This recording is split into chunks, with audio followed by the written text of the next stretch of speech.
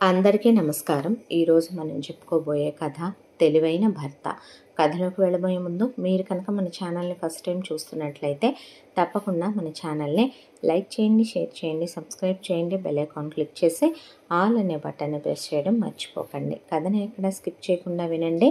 మరి కథలోకి వెళ్ళిపోదామా? జలజమ్మ జానకి రామయ్య దంపతులకి తినాగొడవ ఆస్తిపాస్తులకి ఎలాంటి లోటుపాట్లు లేవో. స్థిరచరాస్తులకి లోటుపాట్లు లేని వీళ్ళకే ఒక కూతురు కొడుకు సంతానం. కూతురు పేరు మదాలస, కొడుకు పేరు నాగరాజు. చిన్నప్పటి నుంచి వీళ్ళు కొడుకుని వేరుగా కూతుర్ని వేరుగా పెంచేటటువంటి అమ్మా నాన్నలు కాదు. మదాలసకి నాగరాజుకి వయసులో తేడా ఉందే. మదాలస కన్నా నాగరాజు 3 ఏళ్ల వయసులో చిన్నోడు. కాలచక్ర ప్రవాహంలో రోజులు గడిచిపోతూ జలజమ్మ జానకి రామయ్యకే ఒకవైపున పిల్లలు ఆలస్యంగా పుట్టడం, దానికి తోడు అనారోగ్యాల సమస్యలు ఎక్కువగా ఉండటంతో మదాలసకి 18 ఏళ్ల వయసు వచ్చేసరికి ఇద్దరూ పడుకున్న వాళ్ళు పడుకున్నట్టే ఒక రోజున కాలం చేసి పోయారు.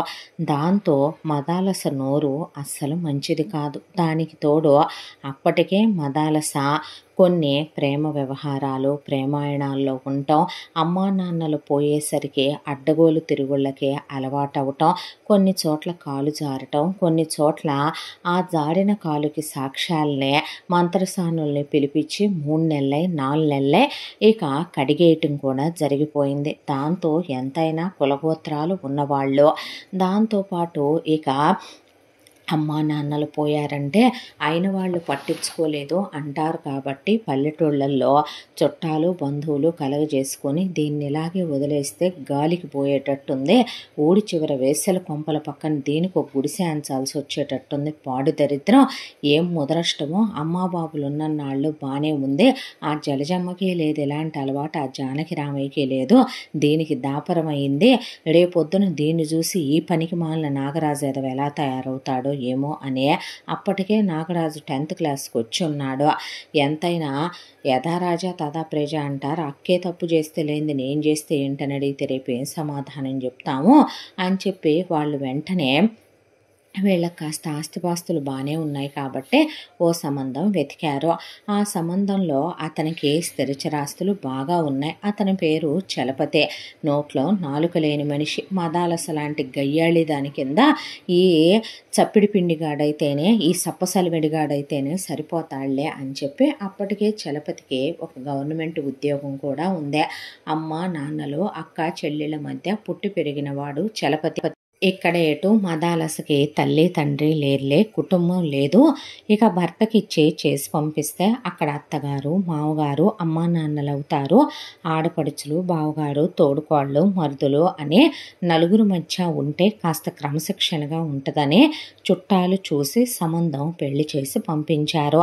వెళుతూ వెళుతూ మదాలస జలజమ్మ జానకి రామయ్యకి ఉన్న 50 ఎకరాల పొలంలో జానకి రామయ్య ఉన్నప్పుడే 20 ఎకరాలు కూతురు కని 30 ఎకరాలు కొడుకు కని రాశాడు. దానికి తోడు 7 వారాల నగలు 2 సెట్లుంటే ఒకటి కోడలు కని ఒకటి కూతురు కని జలజమ్మ చెప్పే పోయింది. ఇక ఉన్నదే కాస్త వెండి సామాను, దానికి తోడు ఒక 5-6 ల్యాండ్లు, దాంతోపాటు బ్యాంకులో కొంత క్యాష్, ఒక మండువా లోగిలి ఇల్లు ఉన్నాయి. అయితే మదాలస వెళ్ళేటప్పుడు నాగరాజు మదాలస కాళ్ళు వాటేసుకొని ఏడ్చాడు. ఎక్కడైనా అమ్మా నాన్నలు చెప్పి పెంచారంటే తప్పు వాళ్ళదే అని మనం అనుకోవచ్చు. కానీ జలజమ్మ కానీ జానకి రామయ్య కానీ అక్క అక్క మా అక్క, అక్కంటేనే నువ్వక్క అని మదాలస కోయ్ అంటూ పెరగమని ఏ రోజు నాగరాజుకు పాపం చెప్పిన తల్లిదండ్రులు కాదు వాళ్ళు. కానీ చిన్నప్పటి నుంచే నాగరాజుకి మదాలస అంటే విపరీతమైన ప్రేమ, విపరీతమైన పిచ్చి. అక్క ఏదైనా చెప్పిందంటే చెవి కోసుకోమంటే కోసుకొని, గొంతు కోసుకోమంటే కోసుకొని, పేగులు తీయమంటే తీసే, అక్క బాయిలో దూకమంటే దూకే, అక్క ఏం చేయమంటే అది చేస్తాడు. ఆ ఎర్రేందో వాళ్ళ అమ్మా నాన్న కొట్టి కొట్టి తిట్టి తిట్టి తప్పురా పనికి మాలిన ఎదవా అలా ఉండకూడదు, రేపొద్దున ఒక ఆడపిల్ల నిన్ను పెళ్లి చేసుకొని వస్తే ఆ పిల్లకి నీ మీద ఎన్నో ఆశలు కోరికలు ఉంటాయిరా దరిద్రుడా, ఇలా ఉండకూడదురా ముదరష్టపోడా, మీ అక్క చెప్పినట్టు నువ్వు వింటవేంట్రా, తల్లినయ్యుండి నేను కోడల్ని ఆరళ్ళు పెట్టాలి అత్తగారుగా అని అనుకోని దాన్ని మీ నాన్న అనుకోని మనిషి, అలాంటిది నీకేం పోయే గత్తరొచ్చిందిరా అన్న అమ్మా నాన్నల మీద కూడా చెయ్యెత్తేశాడు. 10th క్లాస్ లోపే వాళ్ళ అక్కని వాళ్ళమ్మ ఒకరోజు కొట్టిందని, వాళ్ళ నాన్న ఒకరోజు తిట్టాడని అంత క్లోజ్గా ఉంటాడు అక్కతో నాగరాజు. మదాలస వెళ్ళేటప్పుడు పెళ్లి బట్టల్లో ఏడిస్తే నా తమ్ముణ్ణి కూడా నాతో తీసుకొచ్చుకుంటానని అడిగింది మదాలస. చలపతి అమ్మా నాన్నల్ని చలపతినే పాపం తల్లి తండ్రి లేని పిల్లలు ఏమైంది వస్తే మన ఇంట్లో గేదెలకేసేది రోజు 10 మంది తినే తిండి పడేస్తాం, సుట్టపోళ్ళ కోసం వండిందే. అలాంటిదే తల్లి లేని బిడ్డకు ముద్ద పెడితే పోద్దా, ఆయన ఆడిని మనం చూసేదేముంది, రేపొద్దున అక్షరం ముక్క చెప్పించి గవర్నమెంట్ జాబ్ తెప్పిస్తే బావమరిది కూడా తనతో పాటు బతుకుతాళ్లే. ఇక రేపొద్దున బావమరిదికే 30 ఎకరాలు ఉంది, తినా గొడవ బాగానే ఉన్నోళ్ళు వాళ్ళకి మనం పెట్టేదేందా అండుంటే సాల్లేని ఎగేసుకొని తీసుకెళ్లారు నాగరాజును కూడా మదాలసతో పాటు చలపతి వాళ్ళ ఇంటికి.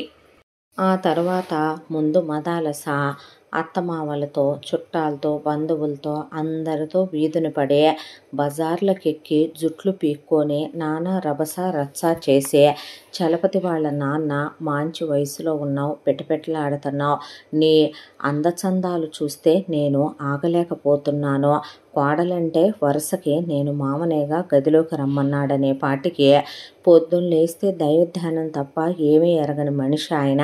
దాంతో ఆయన పెళ్ళాం దవడలు వాయించేసి ఆయన ముందు కొడుకుని ఇంట్లో నుంచి బయటికి పొమ్మనమని, కోడలతో సహా ఇవ్వాల్సిన మా ఆస్తి మాకు పెట్టండి అనే, వాళ్ళ ఆస్తి పెట్టినా మాకు ఇంకా రావాలని, అదని ఇదని, మీరు చచ్చాక కూడా మాకు వాటాలు పెట్టాలనే పాటికి ఎదవ దరిద్రం ఇక అసలు సంబంధమే లేదని పెట్టాల్సిందేదో కొడుక్కి పెట్టి ముందు కొడుకుని మాట్లాడవేంట్రా అంటే అప్పటికే తన శృంగారంలో పెట్టేసి చలపతిని నోడెత్తనివ్వకుండా తొక్కేసి, నువ్వు నోడెత్తితే నా మీద చెయ్యొద్దని, నేను బావిలో దూకి సస్తానని, నిన్ను నీ వాళ్ళని జైలుకు పంపుతానని మదాలస తొక్కేయటంతో చలపతి మౌనం వహించేసరికి పనికి మాలిన ఎదవలా నువ్వు తయారయ్యావని మేము గ్రహించలేకపోయామని మదాలసని విత్ తమ్ముడు నాగరాజుని విత్ చలపతితో సహా గెంటేశారు చలపతి తల్లిదండ్రులు. ఆ ఊరు నుంచి మొగుడిని తమ్ముడిని తీసుకొని రావాల్సిన ఆస్తుపాస్తులన్నీ అమ్మేసి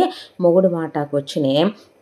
అక్కడి నుంచి వచ్చే పుట్టింటి ఊర్లో మకాం పెట్టింది.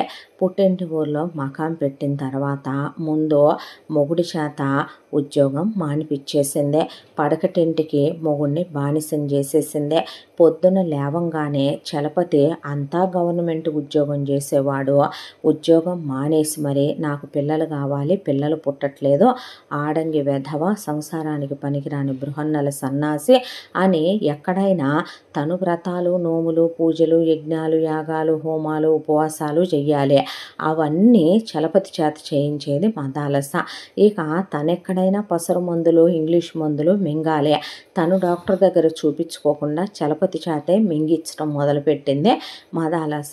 24 గంటలు పిల్లలు కావాలి గదిలోకి బా, పిల్లలు కావాలి గదిలోకి బా అని గవర్నమెంట్ ఉద్యోగం మానిపించేసే ఒకవైపున చలపతి తల్లిదండ్రులు ఇచ్చిన మొత్తం కూర్చొని దిగతింటం మొదలుపెట్టారు మొగుడు పెళ్ళాం. ఇక కూర్చొని తింటే కొండలైనా కరిగిపోవా, ఏ మాత్రం ఆగుతాయే.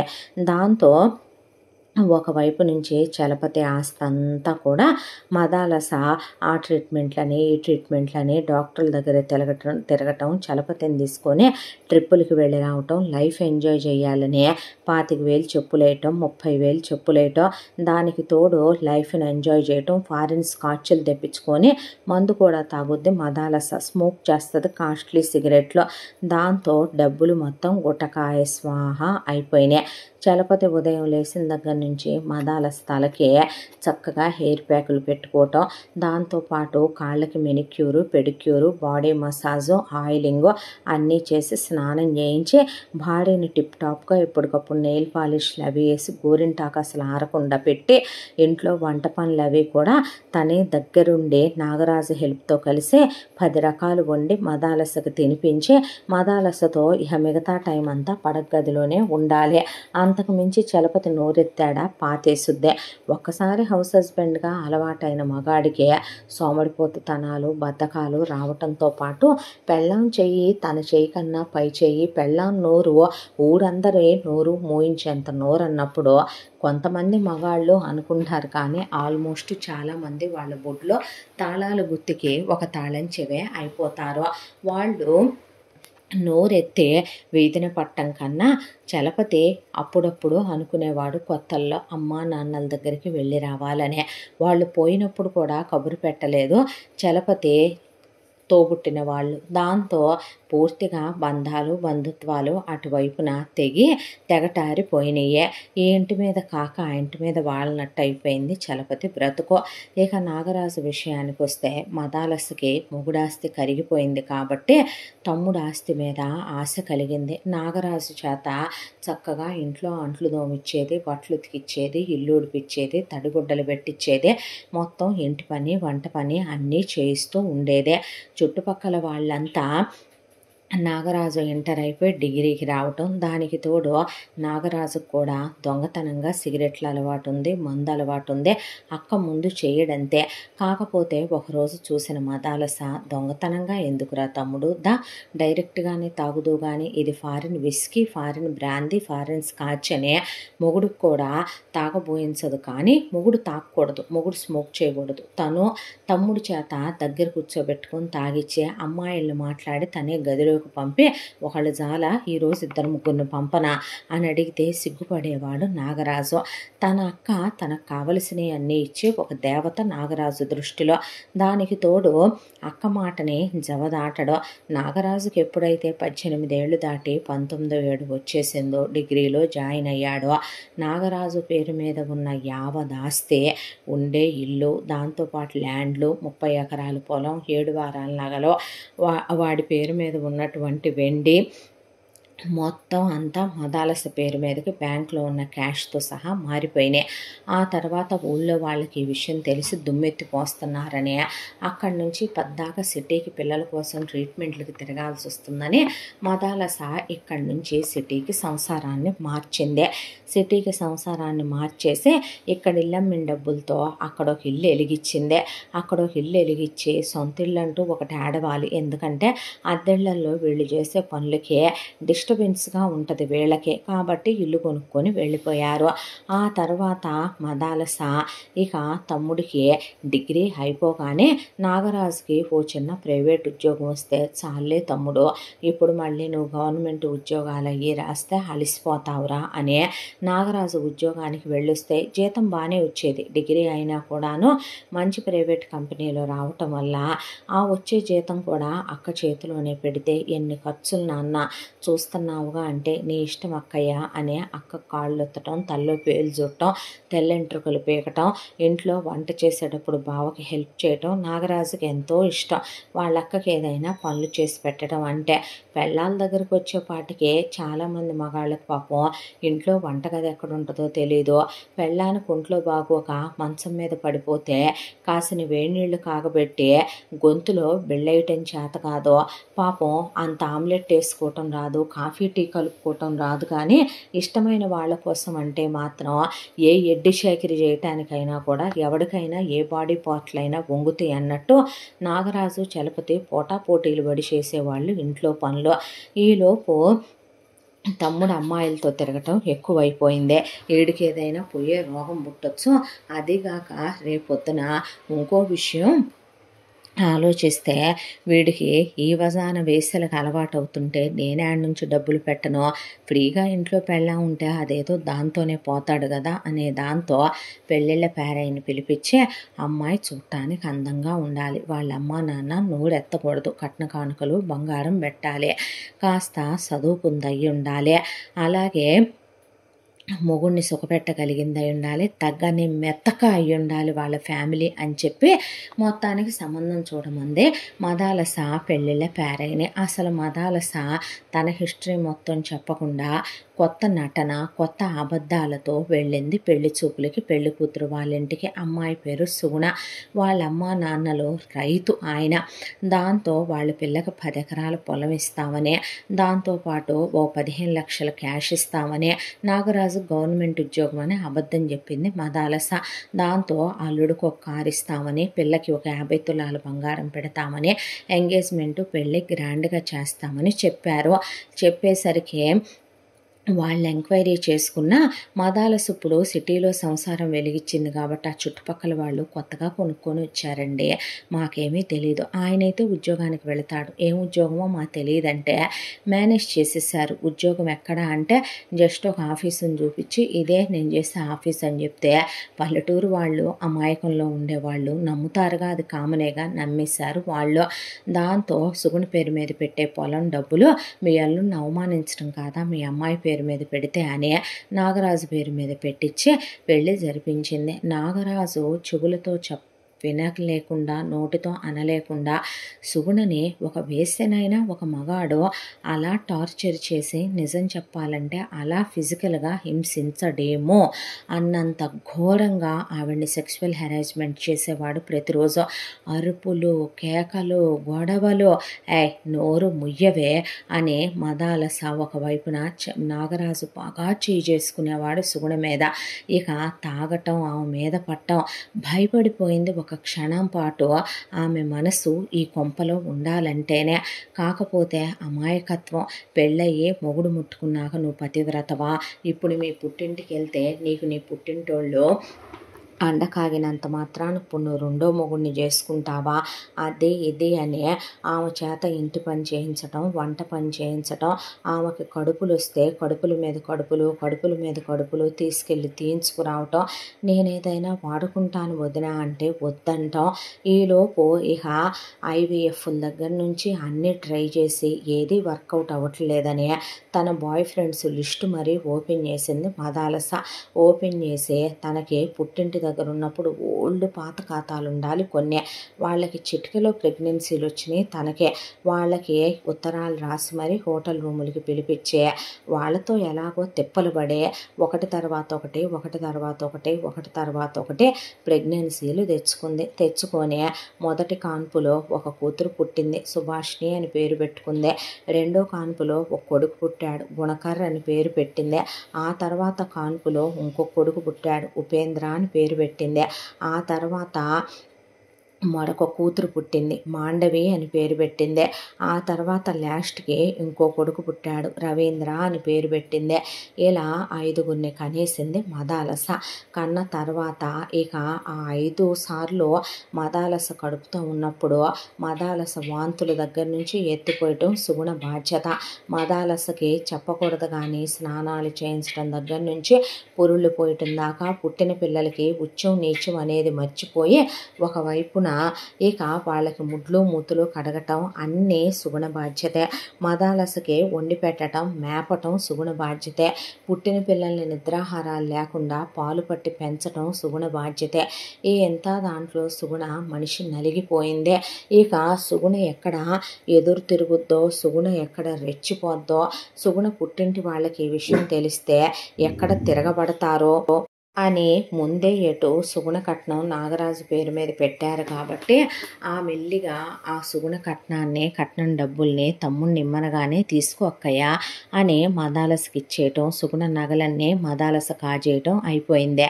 ఆ తర్వాత ఎదురు తిరిగి ఇంట్లోంచి వెళ్ళిపోద్దేమో, పాచి పని అవన్నీ చేయటానికి ఒకళ్ళు ఉండాలి, దీనికి కడుపు చేయరా తమ్ముడు అని చెప్పేపాటికే ఆమెని చాలా టార్చర్లు చేసి గర్భవతిని చేశాడు.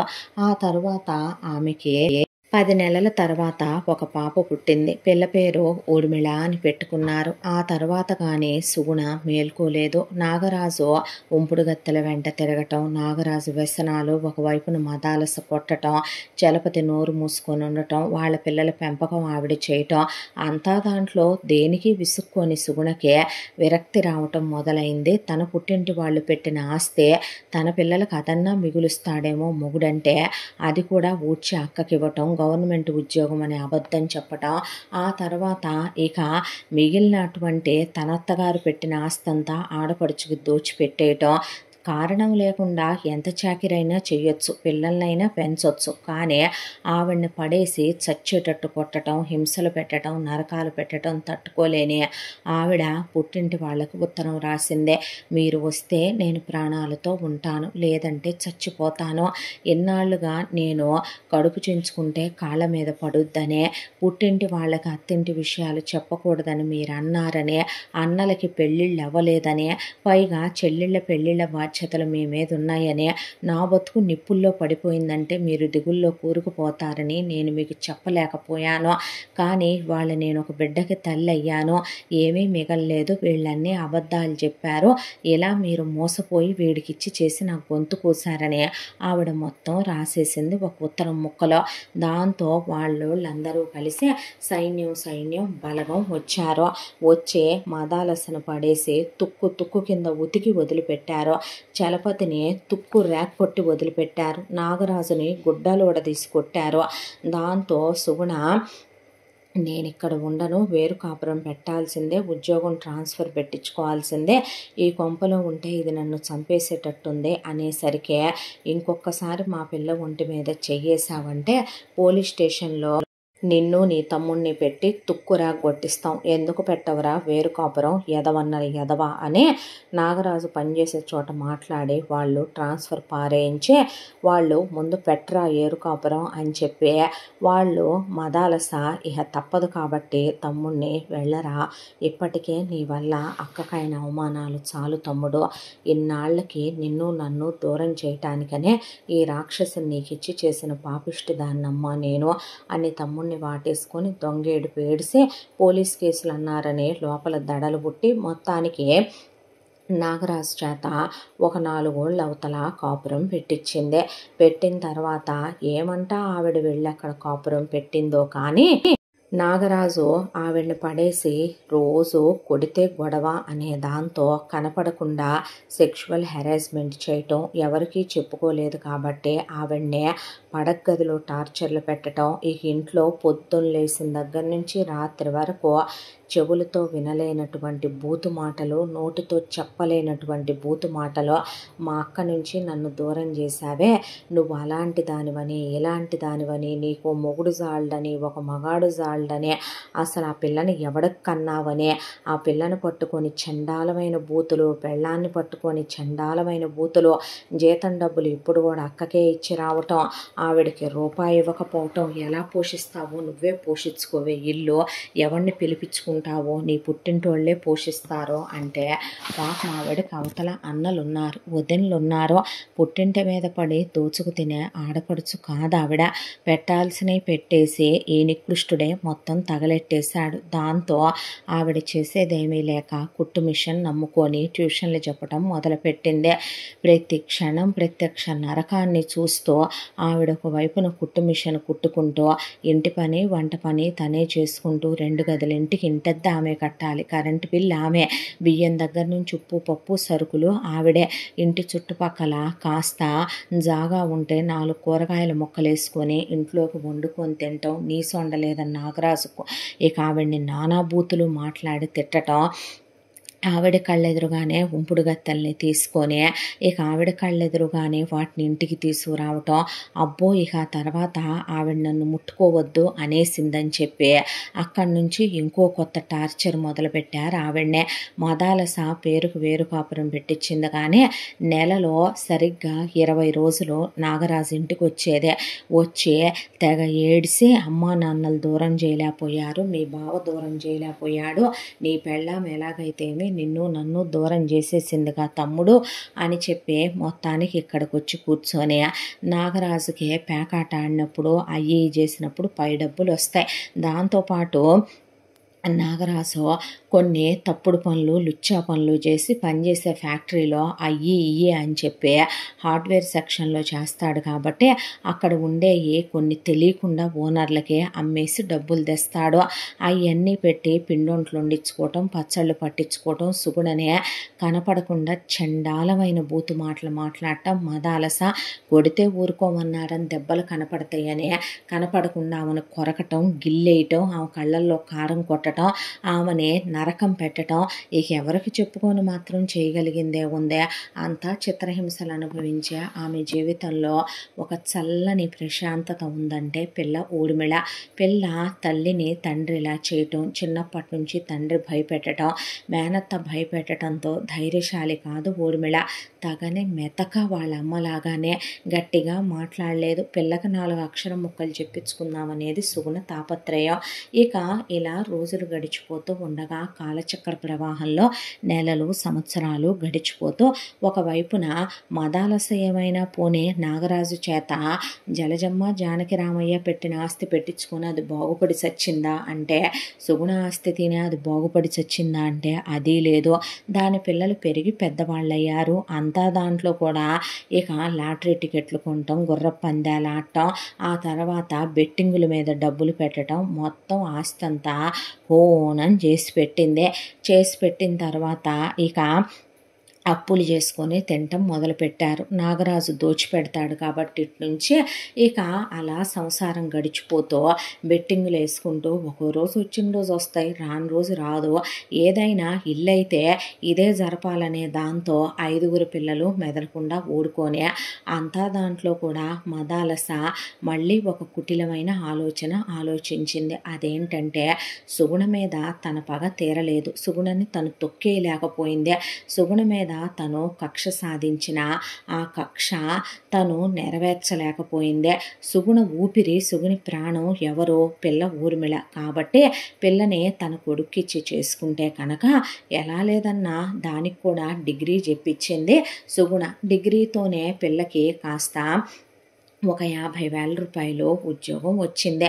మెరిట్ మీద చదవటం ఒకటి, తెలివితేటలు కలదవటం ఒకటే, దానికి తోడు తెలివైంది అవ్వటం ఒకటే.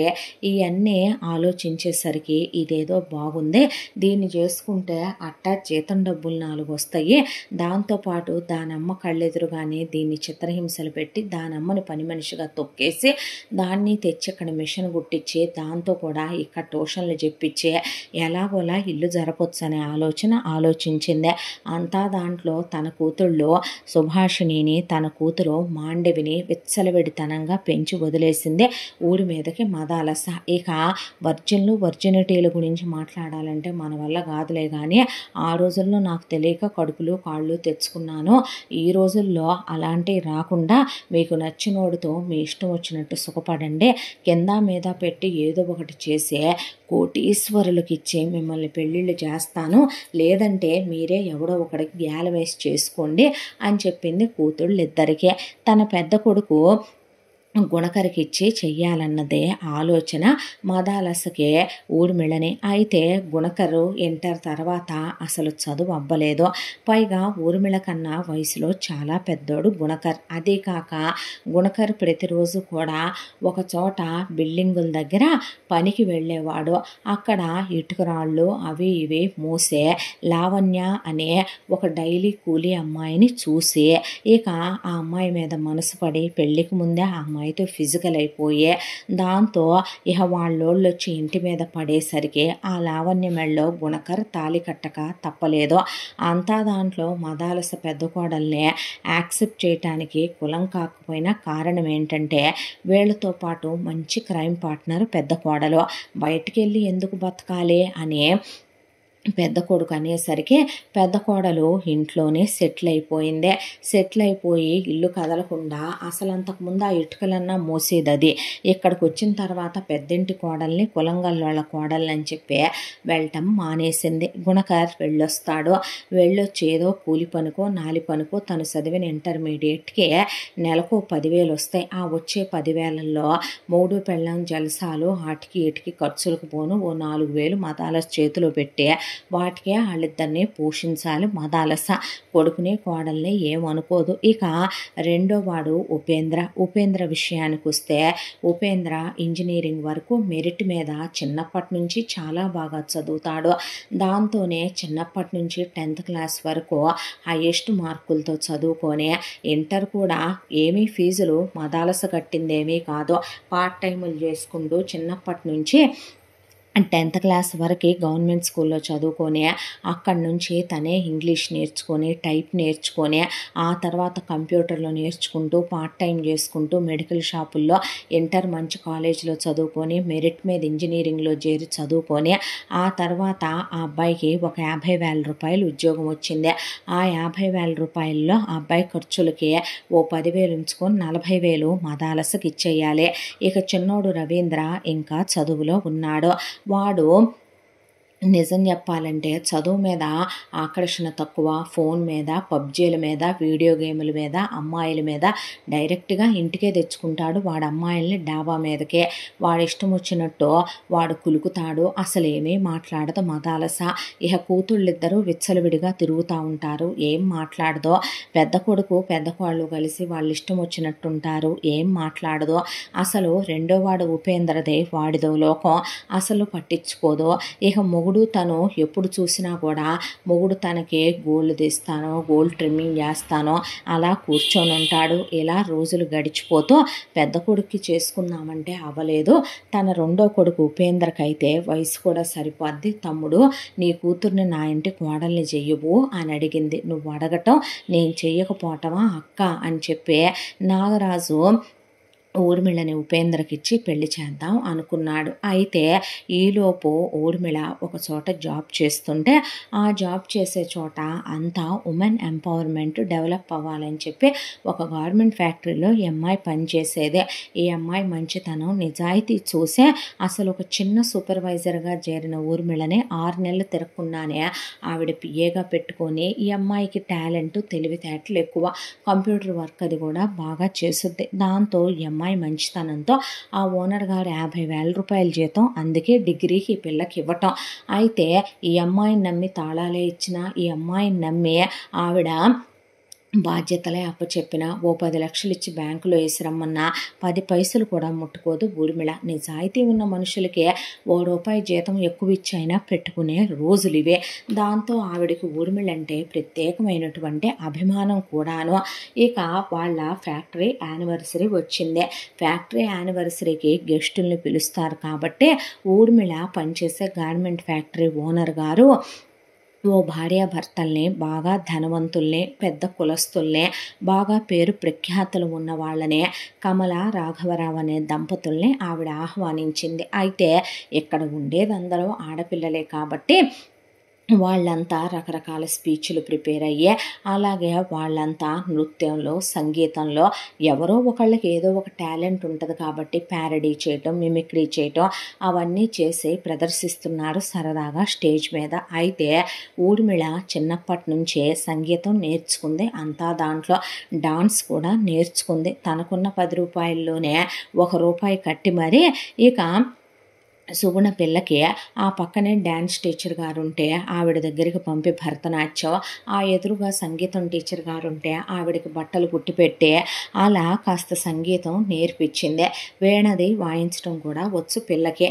దాంతో ఇక ఆ అమ్మాయి నాట్యం చేసింది అక్కడ. ఆ భరతనాట్యం చూసినటువంటి కమల రాఘవరావుకి ఊర్మిళ చాలా చాలా నచ్చేసింది. దానికి తోడు ఊర్మిళ చాలా గౌరవప్రధానంగా స్పీచ్ మాట్లాడింది.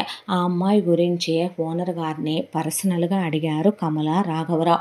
ఊర్మిళ గురించి చెప్పాలంటే నిలువెత్తు నిజాయితీ అని, నమ్మకం అని, చూడటానికి ఎంత బాగుంటుందో మనసు అంత మంచిదని, పిల్ల చాలా నిజాయితీ పరురాలని, డిగ్రీ చదివింది కానీ పిల్లకి మీరు ఇప్పుడు నాట్యం చూశారు, సంగీతం చూశారు, కంప్యూటర్ వర్క్ చేసినా ఏది చేసినా వంక పెట్టడానికి ఉండదని, వంక పెట్టే వీలే లేదని, పిల్ల అంత మంచిదని ఆవిడ చెప్పుకొచ్చింది. దాంతో వాళ్ళ ఒక్కగానొక్క కొడుక్కి ఇక అడగటానికని చెప్పి తెల్లారేపాటికి కమల రాఘవరావు సుగుణ ఇల్లు వెతుక్కుంటూ వెళ్ళారు. అంత పెద్ద కారు వేసుకొని డబ్బున్నోళ్ళు ఎవరో వచ్చారనే పాటికి రండి కూర్చోండని సుగుణ ఆహ్వానించి కూర్చోబెట్టింది. అమ్మ మాకు ఒక్కగానొక్క కొడుకు, మా అబ్బాయి పేరు వరుణ్, మాకు కోట్ల రూపాయల ఆస్తులున్నాయి, మాకు తినటానికి ఉండటానికి ఇది ఉంది ఇది లేదో అనేది లేదమ్మా, మాకు స్థిరచరాస్తులకి ఏ లోటు లేదు తల్లే, పుట్టక పుట్టాడు ఒక్కగానొక్క కొడుకు, వాడికి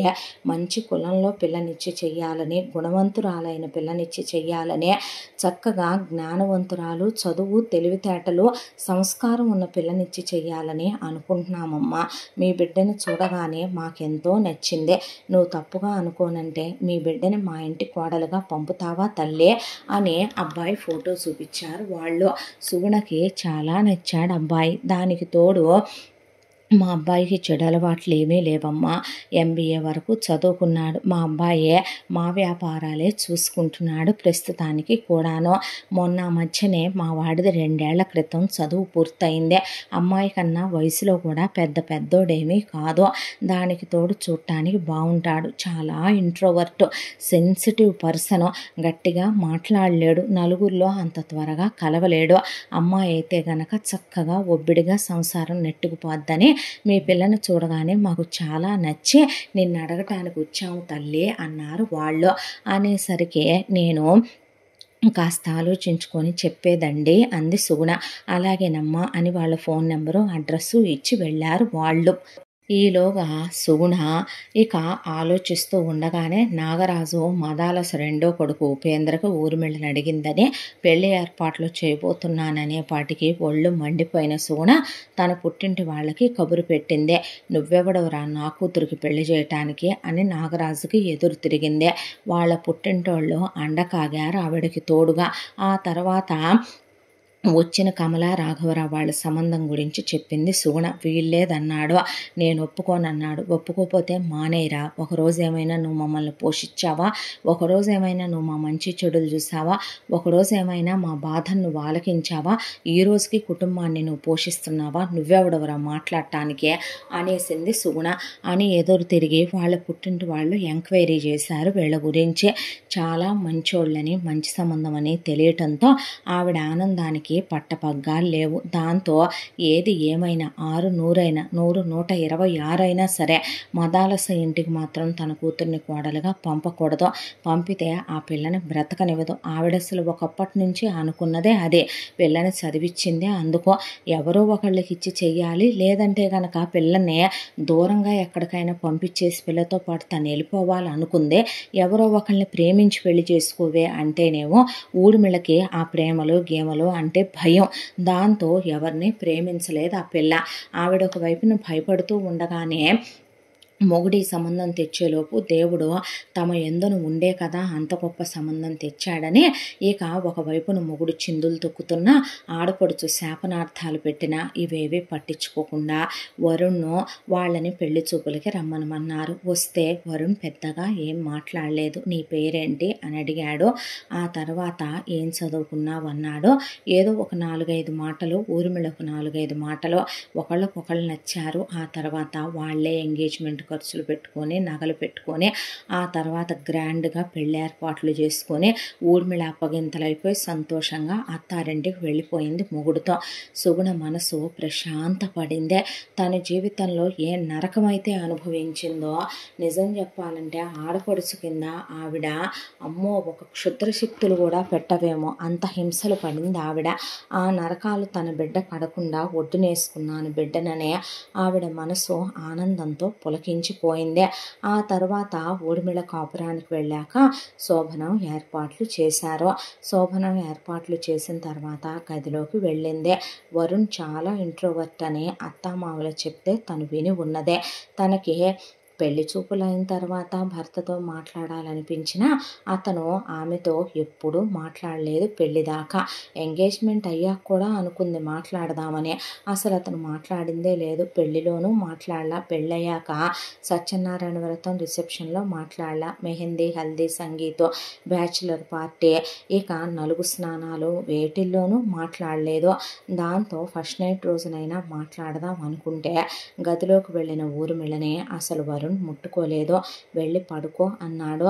దాంతో ఒక మగాడి మీద పడే నువ్వంటే నాకు ఇష్టం, నువ్వు నా కోరిక తీర్చు, నువ్వంటే నాకు మోజని ఏ ఆడపిల్ల అడగగలుగుతే? అసభ్యంగా. చూడటానికి వరుణ్ చాలా బాగుంటాడు, చదువుకున్నాడు, సంస్కారం ఉంది. ఆ తర్వాత మొదటి రాత్రి వాళ్ళ మధ్య అలా జరిగిపోయింది. ఆ తర్వాత చాలా రాత్రులు వాళ్ళ మధ్య అలాగే జరిగిపోయినాయి. ఆ తర్వాత వరుణ్ ఆఫీస్కి వెళ్ళి వచ్చేవాడు. ఊర్మిళను కొట్టడు, తిట్టడు, ఏమీ అండు, పలకరించడు. తిన్నావా తినలేదా అని అడగడు. ఊర్మిళ ఏదైనా అడిగినా ఆ అని అక్కడి నుంచి లేచి వెళ్ళిపోతాడు. బహుశా మొగుడికి అంతకుముందు ఏదైనా సెక్షువల్ ఫియర్స్ ఉన్నాయేమో. కొంతమంది అమ్మాయిల్లోనే కాదు అబ్బాయిల్లో కూడా ఇలాంటివి ఉన్నాయని తను వినుంది. కాబట్టి ఒకవేళ భయపడుతున్నాడేమో, టెన్షన్ పడుతున్నాడేమో అనుకుని ఆ అమ్మాయి మొగుడిని ఎప్పుడూ ఏమీ ప్రశ్నించారు కదా. పుట్టింటి విషయాలు అత్తింట్లో, అత్తింటి విషయాలు పుట్టింట్లో చెప్పుకునే అలవాటు లేని పిల్ల వాళ్ళ అమ్మలాగానే ఇక్కడ జరిగే విషయాలేవి సుగుణకి, నాగరాజుకి అసలు చెప్పలేదు. దానికి తోడు అత్తామామలు చాలా మంచివాళ్ళు. ఆ అమ్మాయిని ఒక మాట అంటం కానీ, ఒక దెబ్బ కొట్టడం కానీ, లేదా ఆ అమ్మాయిని దెప్పి పొడవటం కానీ, కొడుకు మీద పడని, కడుపు తెచ్చుకొని, కాలు తెచ్చుకొని నువ్వే మా కొడుకు ముందుకు వెళ్ళి మీద పడి సంసారం చెయ్యని కానీ అత్తామామలు ఇలా మాట్లాడే మనుషులు కాదు. చాలా సాంప్రదాయాలు, సంస్కృతులు, సంస్కారం, విలువలున్న మనుషులు వాళ్ళు. ఆ అమ్మాయికి ఆ ఇంట్లో దేనికి అడ్డు లేదు. బోలెడన్ని నగలు, 2 సెట్లు 7 వారాల నగలే ఇచ్చింది అత్తగారు వేసుకోమని. ఇక పెళ్ళికి కొన్న నగలైతే 200 తులాల నగలు.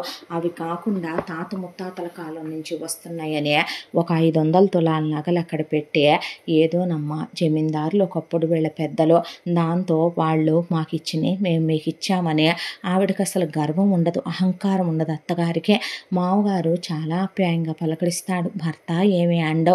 ఇలా 2 ఏళ్ల కాపురం గడిచిపోయింది. ఏదో ఒకరోజు మొగుడు మారతాళ్లే, మారి మొగుడు తనను అర్థం చేసుకుంటాళ్లే అని ఆ అమ్మాయే చనువుగా మొగుడుతో మాట్లాడాలని పాపం పక్కన కూర్చొని వింటున్నాడా వింటలేదా అనేది పక్కన పెడితే బోల్డన్ని కబుర్లు చెప్పేదే. మొగుడికి ఇష్టమైన తన చేత్తోనే వండేది, తీసుకెళ్ళి గదిలో తినండి అని పెట్టేదే. మొగుడు కొంట్లో బాగోపోతే పక్కనే ఉండి చూసుకునేదే. ఏదో ఒక రోజుకు మొగుడు మారతాడు, తను అర్థం చేసుకుంటాడు, అందరు ఆడవాళ్ళు ఒకేలా ఉండడని అనుకుంటాడని అసలు మొగుడిదే ఏంటి మొగుడులో ఉన్న ప్రాబ్లం అని అడగటం మర్చిపోయి మరే పిచ్చిదానిలా మొగుడు మీద ప్రేమను పెంచేసుకుంది ఊర్మిళ. ఇలా 2 సంవత్సరాల కాలం గడిచిపోయింది. సెకండ్ యానివర్సరీ కూడా అయ్యాక ఒక రోజున వరుణ్ణి నిలదీసి గట్టిగా ప్రశ్నించింది. ఏమైందంటే, మీకేమైనా హెల్త్ ఇష్యూ ఉందా, లేదంటే ఏదైనా మానసికంగా నాకు చెప్పలేక మదన పడుతున్నారా? ఎందుకు మన ఇద్దరి మధ్య ఈ దూరం? మీరంటే నాకు ఇష్టం కాబట్టి పెళ్లి చేసుకున్నాను. నేనంటే ఇష్టపడే కదండి మీరు తాళి కట్టారు. నాకు అమ్మనవ్వాలని ఉంటుంది. మీ ప్రేమలో, మీ ఆప్యాయతలో, మీ అనురాగాన్ని చూడాలని ఉంటుంది. ఎందుకు నన్ను దూరం పెడుతున్నారు? నేనేదైనా తప్పు పొరపాటు చేస్తే క్షమించండి. పోనీ నాలో మీకు మారిన ఏమైనా ఉంటే చెప్పండి, మార్చుకుంటాను అనేసరికి నీలో ఏ తప్పు లేదో అనేశాడు వరుణ్. అక్కడి నుంచి వెళ్ళిపోయాడు. ఆ అమ్మాయికి ఏమీ అర్థం కాలేదు.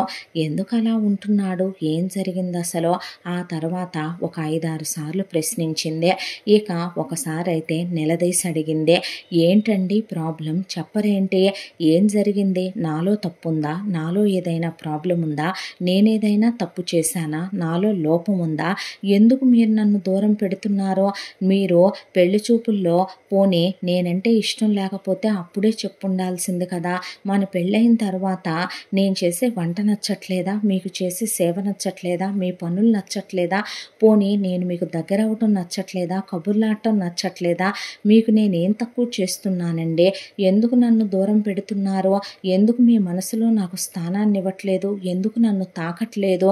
ఏమైందండి మీకు అని ఒక రోజున నిలదీసి అడిగేపాటికే నా దగ్గర సమాధానం లేదు, నువ్వు నన్ను అడిగి ఇబ్బంది పెట్టెక్కు, ప్లీజ్ నీకు దండం పెడతాను అనేసి వెళ్ళిపోయాడు. ఆ రాత్రి అలా ఆ అమ్మాయి ఒకవైపుని ఏడుస్తూ ఎప్పుడో నిద్ర పట్టేసిందే. చూస్తే తెల్లారి పొద్దున్నే లేచే భర్త ఆ రోజున లేవలేదు. ఏమైందా అని చెప్పి నాదే ఆలస్యమైనట్టుందని గబాగబా లేచి ఫ్రెష్ అయి దేవుడి గదిలోకి వెళ్ళి కుంకుమ పెట్టుకోబోతుంటే చేయి జారి కింద పడిపోయింది. దేవుడు ముందు దీపం వెలిగిస్తే కొండెక్కిపోయింది. హారతి ఒక్కసారిగా ఆరిపోయింది. అన్నీ అమంగళాలే. తులసమ్మ దగ్గర దీపం పెడితే ఏంటో ఈదురుగాలు చెప్పుళ్ళేందే. తులసమ్మ దగ్గర దీపం అలా కింద పడే భళ్ళను పగిలిపోయింది ప్రమిద. మనసంతా అలజడిగా అనిపించిన కాఫీ పెట్టుకొని తీసుకెళ్ళి నేనే అనవసరంగా ఆయన్ని అరిచి బాధ పెట్టేశానేమో గట్టిగా మాట్లాడి అని, ఏవండి సారీ అండి, గుడ్ మార్నింగ్, లేవండి, ఏదో మనసు బాధ అనిపించి అడిగాను, మీకు నచ్చినప్పుడే మన ఇద్దరం సంతోషంగా ఉందాంలే, లేవండి అని ఊపుతుంటే మొగుడు లేవలేదు. చూస్తే ఒళ్ళు చల్లగా తగులుతోంది. దానికి తోడు ఆ అమ్మాయి ముక్కు దగ్గర చేయి పెట్టి చూసేపాటికి మనిషికి ఊపిరి లేదు. మనిషి కట్టెలా బిగుసుకుపోయాడు. చేతిలో కప్పు సాసర కింద పడి పగిలిపోయే ఆ అమ్మాయి కుప్పకూలిపోయి పెద్దగా కేకలేసింది. అత్తయ్య మామయ్య అని. వాళ్ళు వచ్చేలోపు పక్కన టీపాయ్ మీద రెపరెపలాడుతూ పేపర్ వెయిట్ కింద లెటర్లున్నాయి. ఆ లెటర్లు తీసి చదవటం మొదలుపెట్టింది ఊర్మిళ.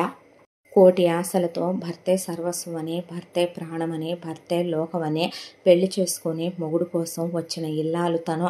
అలాంటిది భర్త సూసైడ్ చేసుకొని చనిపోవాల్సిన అవసరం ఏముంది? తనేదైనా మాట్లాడి అతని మనసుని గాయపరిచిందా, బాధ పెట్టిందా, ఏం జరిగింది అసలనే ఆ ఉత్తరం చదువుదామనుకున్న ఆ అమ్మాయి కళ్ళల్లో నీళ్లు నిండిపోయి అక్షరాలు కనిపించట్లేదు. కళ్ళు తుడుచుకొని మరీ మొగుడి వైపు అలా చూసుకుంటూ గుండె బద్దలైపోతూ చదవడం మొదలుపెట్టింది. ప్రియమైన ఊర్మిళకి, నీ భర్త వరుణ్ అని రాయాలా, ఒక స్నేహితుడు వరుణ్ అని రాయాలా, మా అమ్మా నాన్నలకి కొడుకు వరుణ్ అని రాయాలా? ఏది ఏమైనా వరుణ్ వ్రాయినదే. నేను నీ జీవితాన్ని అన్యాయం చేశాను. నిన్ను పెళ్లి చేసుకునే చాలా పెద్ద తప్పు చేశాను. నన్ను క్షమించు. జీవితాంతం నేను భరించలేని మోయలేని బరువుగా నీ బ్రతుకులో నేను ఉండాలనుకోవటం లేదు. నీకు నా గురించి బాగా తెలియదు ఊర్మిళ. నిజం చెప్పాలంటే చిన్నప్పటి నుంచి నేను చాలా ఇంట్రోవర్టెడ్ పర్సన్నే. అలాంటి నేను కాలేజీకి వెళ్ళిన తర్వాత నా ఇంటర్ ఫస్ట్ ఇయర్ దగ్గర నుంచి నా పీజీ కంప్లీట్ అయిపోయేంత వరకు నేను ఒక అమ్మాయినే, మనీషా తన పేరు, ప్రాణానికి ప్రాణంగా ప్రేమించాను.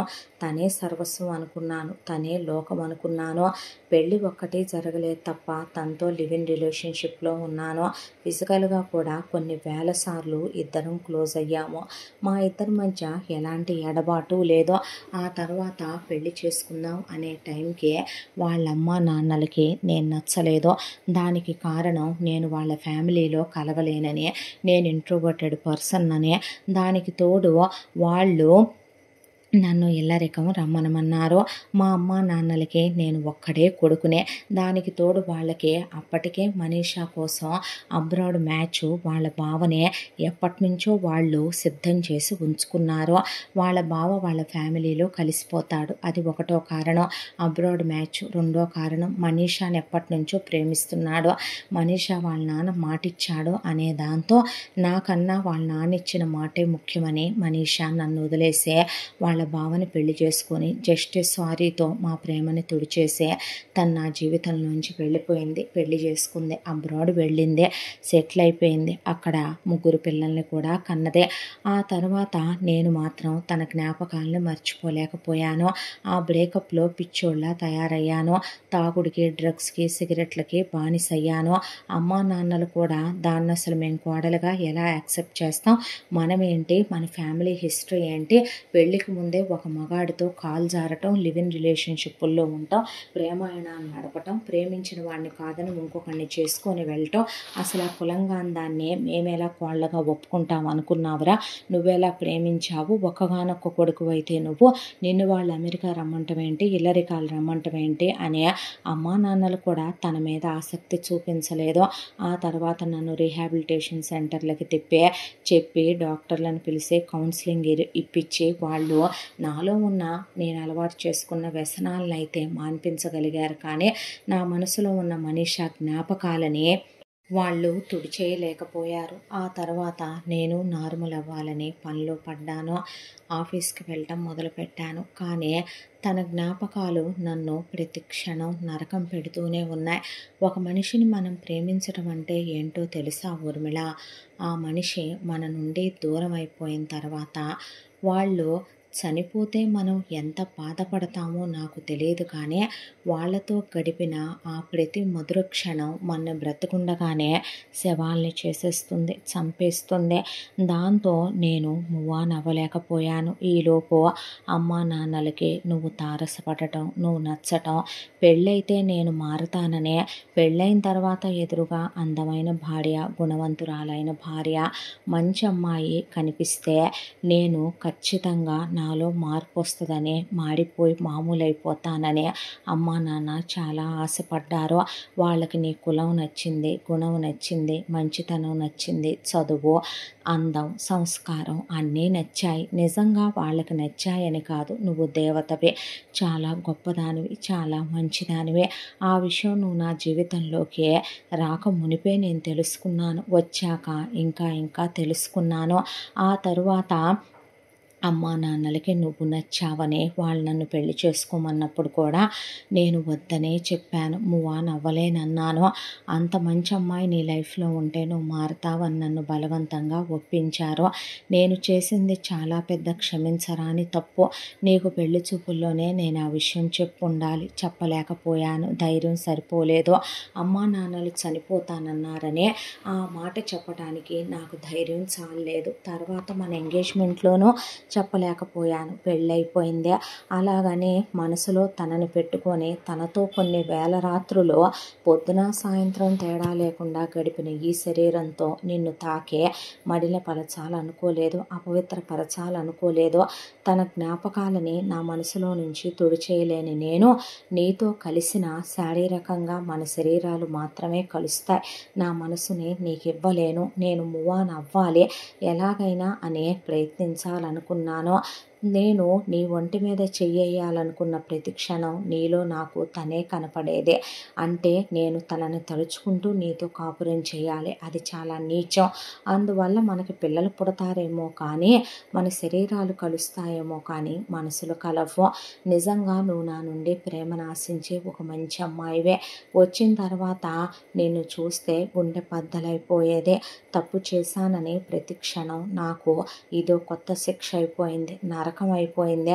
ఊర్మిళను మర్చిపోవాలని చాలా ట్రై చేశా. స్లీపింగ్ పిల్స్ వాడా, యాంటీ డిప్రెషన్ పిల్స్ వాడాను, డాక్టర్ల చుట్టూ తిరిగా, సైకాట్రిస్టుల దగ్గరికి వెళ్ళా, ఎన్నో సిట్టింగులు తీసుకున్నా, నా వల్ల కాలేదు. దాంతో నువ్వు నా నుండి ప్రేమను ఆశిస్తున్నావు, అనురాగాన్ని, ఆప్యాయతని ఆశిస్తున్నావు. నిజమే, ప్రతి ఆడపిల్లకి భర్త మీద ఎక్స్పెక్టేషన్స్ ఉండటం తప్పు కాదు. నేను నిన్నెందుకు తాకలేదని నిలదీసి నువ్వు అడిగిన క్షణం నా దగ్గర నీకు సమాధానం చెప్పే ధైర్యం లేదు. దాంతోనే నేను విధితో గెలవలేక, నా మీద నేను గెలవలేక, తన జ్ఞాపకాలతో పోరాడి ఓడిపోయి చివరికి సూసైడ్ చేసుకొని చనిపోతున్నాను. నా చావుకి నా తల్లిదండ్రులు, నువ్వు ఎవ్వరూ కారణం కాదు. నా మానసిక దౌర్బల్యమే దానికి కారణం. అసలు మనం ఒకళ్ళని ప్రాణంగా ప్రేమించనే కూడదు. ప్రేమిస్తే జీవితాంతం వాళ్ళతోనే ఉండాలి. అలా లేని క్షణం ఆ మనిషి అనుభవించే నరకాన్నే మనం దేంతోనూ పోల్చలేము. అంత నరకం నేను అనుభవించాను. నేనింకా నీ జీవితంలో ఉంటే నీ జీవితాన్ని నేనే సర్వనాశనం చేసేస్తానేమో. నేను అలా ఉంటే నువ్వు మరో పెళ్లి చేసుకోవు, ఇలానే ఉండిపోతావు. నువ్వు ఇలా ఉండి నీ బ్రతుకులో ఏ మధురానుభూతులు లేకుండా నువ్వు అన్నిటికీ దూరం అయ్యే ఇలా ఉండటం మహా పాపం నా వల్ల. అందుకే నేను నీకు నిజం చెప్పే ధైర్యం లేదు, నీ కళ్ళల్లోకి చూసి డైరెక్ట్గా. అలాగని నేను మూవ్ ఆన్ అవ్వలేకపోయాను. నాతో నేను పోరాడి ఓడిపోయాను ఊర్మిళ. అందుకే ఆ భగవంతుడి దగ్గరికి వెళ్ళిపోతున్నాను. కడసారిగా అడుగుతున్నాను, క్షమించు. నా ఆఖరి కోరిక అనుకోనే వివాహం చేసుకో. నీకు పిల్లలు పుట్టాలి. నీ పిల్లల్లో ఒకళ్ళకి నా పేరు పెట్టుకో. ఎందుకంటే నీలో నేను అమ్మ ప్రేమనే చూశాను. నన్ను క్షమించు. నీకు విధవరాలనే ముద్రని వేసి వెళ్ళిపోతున్నాను అని అందులో రాసి అమ్మా నాన్నలకే కడసారి నమస్సులో నాకు మీరు ఏదైతే ఇవ్వాలనుకున్నారో ఊర్మిళ జీవితానికి అదొక ఆధారం అవుతే మన యావదాస్తే ఊర్మిళ పరం చేయమనమనే మిమ్మల్ని కోరుతూ మీ కొడుకు అని రాసి సంతకం పెట్టుంది. దాంతో ఆ అమ్మాయి కుప్పకూలిపోయే నోట్లో నుంచి మాట రాలేదు ఊర్మిళకే. అసలు కమల రాఘవరావు అయితే అలా కూర్చుండిపోయారు ఆ ఉత్తరాలు చదివే. పోలీసులు వచ్చి ఇంకా సూసైడ్ అతనే చేసుకున్నప్పుడు, ప్రేమ భగ్నమైనప్పుడు మనం మళ్ళీ పోస్ట్ మార్టాలు పెద్ద పెద్ద వాళ్ళ ఇళ్లలో ఇవే ఉండకూడదని కేసు రాసుకొని వెళ్ళిపోయారు.